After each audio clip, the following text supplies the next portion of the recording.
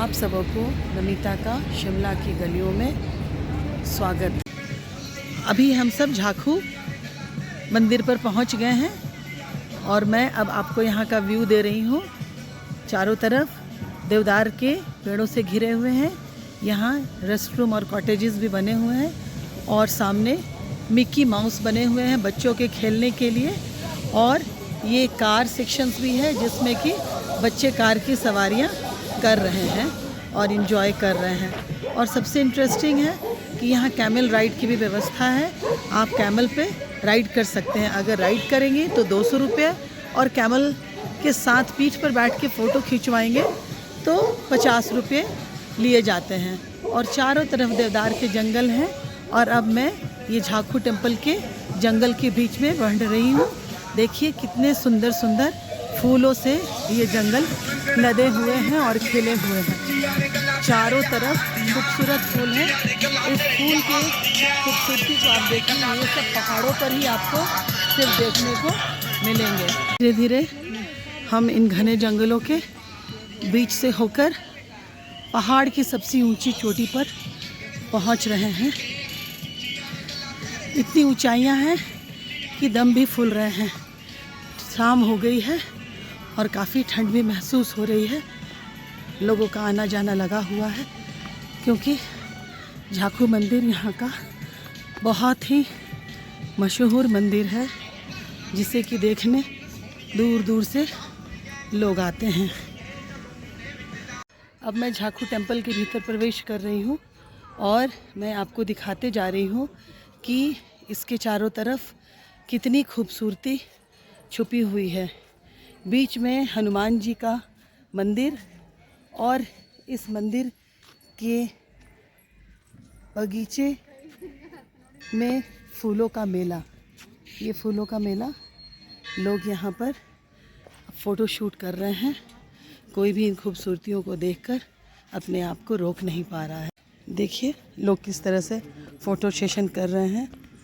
फूलों की बगिया लगी हुई है और हर लोग चाह रहे हैं कि सुंदर सुंदर तस्वीरों को अपने कैमरे में कैद कर लें। और इसी कैमरे में कैद करने के लिए सब कोई लगे हुए हैं। ये यहाँ का अन्नपूर्णा कक्ष है। जब भंडारा लगाया जाता है तो यहाँ पर भोजन की व्यवस्था की जाती है जिसमें कि संत महात्मा और गांव के जितने भक्तजन होते हैं उनको अन्नपूर्णा कक्ष से भोजन कराया जाता है। अब करीब करीब मैं झाखू मंदिर के परिसर में आ गई हूँ और सूरज की रोशनी बिल्कुल सीधी पड़ रही है। शाम होने वाला है। चारों तरफ यहाँ पर प्रसाद की व्यवस्था की गई है और ये सुंदर मंदिर और ये झाखू मंदिर जिसमें कि श्रद्धालुओं की हमेशा भीड़ होती है और लोग बड़े श्रद्धापूर्वक इसके दर्शन करने के लिए आते हैं।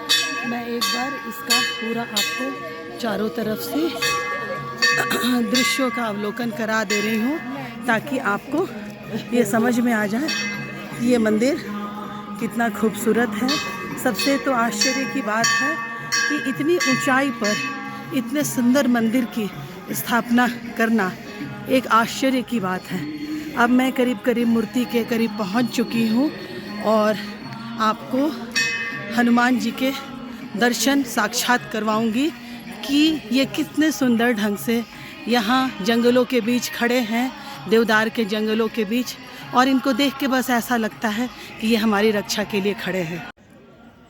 ये झाखू टेम्पल का पूरा परिसर है जिसे कि हिमाचली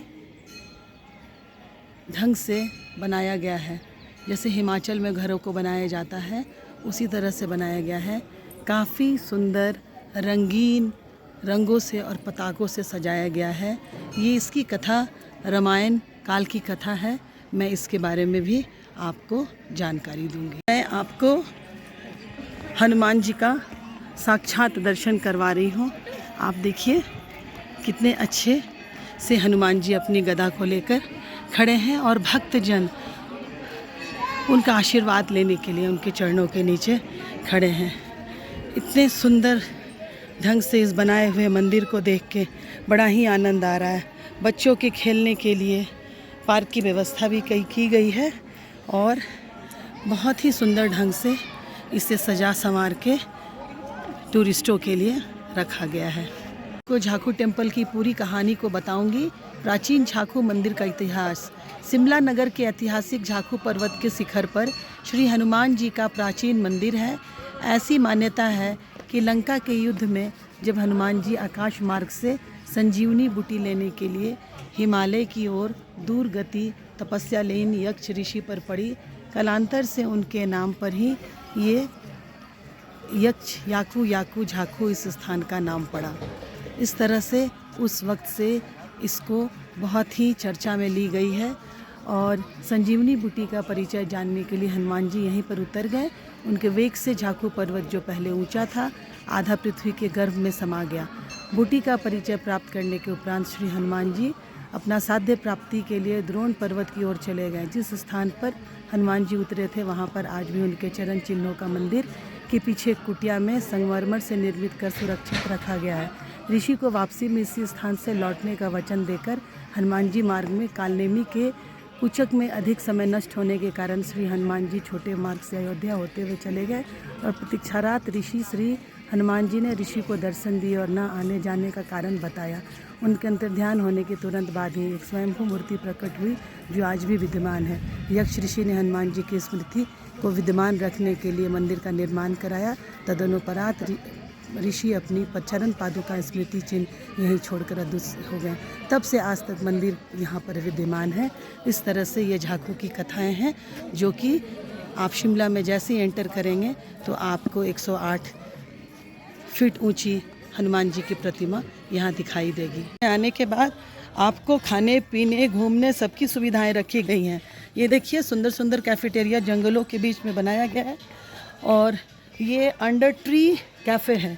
कैफ़े अंडर ट्री आप दे सकते हैं। इसमें लोग बैठ के अच्छे से एंजॉय करते हैं और अपने दिन को खुशनुमा बनाते हैं। अब हम सब नीचे सीढ़ी से उतर रहे हैं पाइन के जंगलों से जाने के लिए। इसके दो रास्ते हैं, एक पैदल और एक दूसरा रोपवे की तरफ से। जो गाड़ी से आते हैं वो पैदल जाते हैं और जो रोपवे से आते हैं उनके लिए दूसरे तरफ रास्ता बना हुआ है।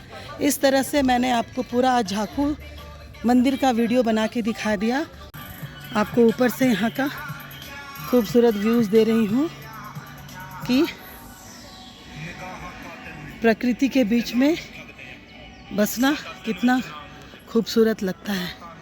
शाम हो रही है, शाम के 5:30 बज चुके हैं और लोगों का आना जाना मंदिर में लगा हुआ है। उम्मीद है कि आपको ये वीडियो बहुत पसंद आया होगा और मैं आपको अगली बार फिर शिमला के नए नए जगहों को दिखाऊंगी। आप मेरे साथ बने रहें। नमिता का आप सबों को नमस्कार।